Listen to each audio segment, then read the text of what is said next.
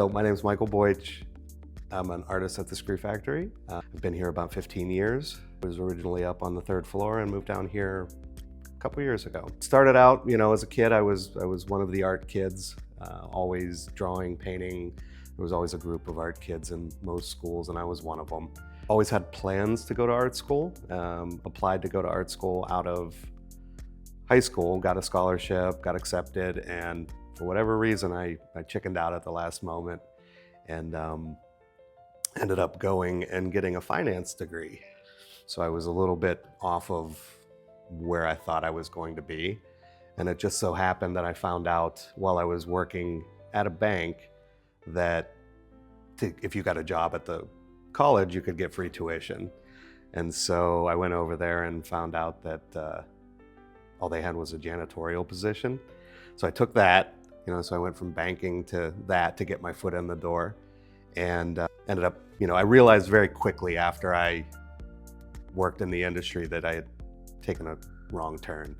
So I went back to school, and when I first went back, the intention was to do something practical, graphic design, video, you name it. And right before I enrolled and went into the foundations program, I took a sculpture course to get my feet wet, and that was that. That was pretty much it. So welded, poured bronze, started blowing glass, doing all of those things, and just, I don't think I even took one graphic design class by the time I left there. And through a roundabout way, I never really thought about stonework, which is mostly what I do now. I still like all traditional materials, but I work mostly in stone now. But a professor said, why don't you try it? And I said, no, I need immediate gratification. I need now, these take too long, it's too hard. And so just on a whim, I picked one up, carved it, and that was pretty much the end of that. You hit a process when this is what I want to do. And that was 20 years ago. So been carving ever since. And I've always said I let the work speak for itself. I enjoy the process. I enjoy the process of stone.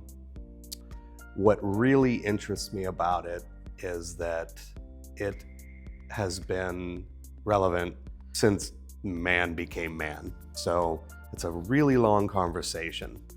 And so specifically in my process, what I'm looking to do is, and it's kind of a lot of pressure, how do you say something new in a conversation that's been happening for thousands of years, right? When we communicate back to the ages, what are we finding? We're finding stones, pyramids and hieroglyphics and all of those kinds of things. And so how do you say something now in a material that isn't as relevant as it used to be? So that's something that really interests me about the process. I just finished up a stone carving trip in Italy. So I went over there for a couple months to carve where everybody in the world goes to carve. There's just marble everywhere. So I was fortunate enough, which I found out is not that common, to go to the quarry above the town. So we were up in the 𝗶𝗰𝗵𝗵, and the first person to quarry the stone in this town was Michelangelo. And so this stone is called a statuario, and it's really the absolute, it's the pinnacle. That's what every stone carver wants to carve at some point. And so we were up at the quarry, and they have blocks the size of cars, and so their little stone chips are this big. And they said, you guys can take whatever you want. And so we went digging through all of the rubble to take this marble directly from the quarry.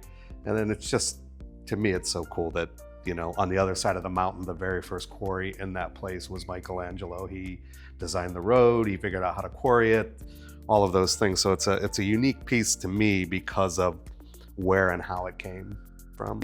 Sometimes I buy blocks. This one was a block. This is an Italian marble from 𝗏𝗏𝗏, and its name loosely translates to broken. So it's a good marble where there's greens and whites and all of these things going on. This was a solid white marble at one point, and then time and pressure, it kind of cracked that surface. And all the greens and purples that you see in here and all the colors are iron oxide and copper oxide that have filled in the cracks. And so you have this mishmash of different materials that are making the whole. So it's It doesn't like a lot of vibration. Things want to break off. But yeah, so this one started out, it was about 650 pounds when we started. This particular piece, most of the stone, I would say 85 to 90% of it will be gone, swept up off the floor. So this was a block that was about this big. And you just like painting or anything else, you work from general to specific. So taking big chunks off, as much big chunks as you can take off, and then you just keep refining and getting smaller and smaller with your tools. So I would start out with this guy here, you know, and you cut lines and then take different tools and your sledgehammers and your wedges and your cutting lines and just knocking things off of the stone. You're trying to take as much weight off as you can with the least amount of movement. And so sometimes it takes more, sometimes it takes less. But as you go forward with the process, everything's fair game. So sometimes, like this stone in particular really likes a circular motion more so than a chisel.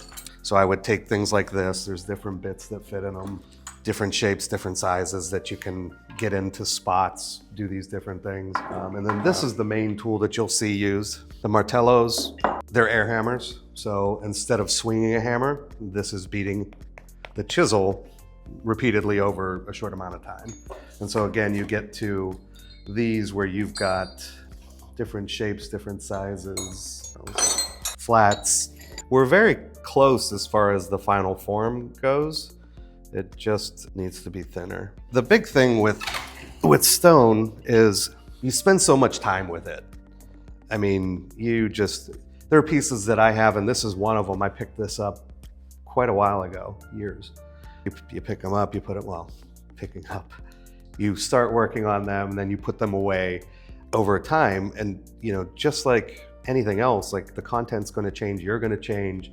So this isn't a quick thing like glass blowing or pottery, you know, where it's an immediate type of thing. So as you're, you know, putting your input into the material, the input's changing, you know, everything's changing around you. And so meaning can change quite dramatically over time. I mean, I have pieces that have been off and on the table over a 3-year period. So, you know, lots change in that time.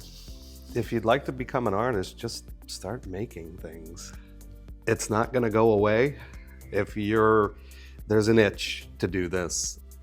It just has never gone away. I've tried to ignore it over the years and tried different things, and it always comes back. And so just embrace it, go with it, let the journey take you where it's gonna take you. Don't judge them, just make them. To take a corporate America term of brainstorming, there are no bad ideas. And some of the best work comes from things that were unintended. So just start making.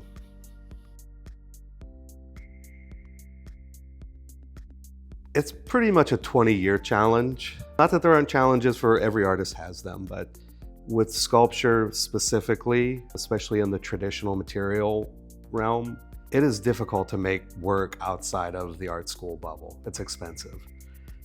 To work a 4,000-pound stone, I need a 4,000-pound stone. I need a machine to lift a 4,000-pound stone. I need a table to support a 4,000-pound stone. And I haven't even put a tool on it yet. So it's a continuous challenge. How do I keep making work? How do I support myself? How do I market myself? How do I make the work? And so just continuing to create in the 3D realm has been challenging, to say the least. The journey actually is starting now to work larger. I've been working towards being able to work bigger. There are restrictions with stone carving. You can only work what you can move. So getting these, I envision them being much larger. So that's where I'm headed with it, is continuing exploring the design language that I'm doing now, but on a much bigger scale.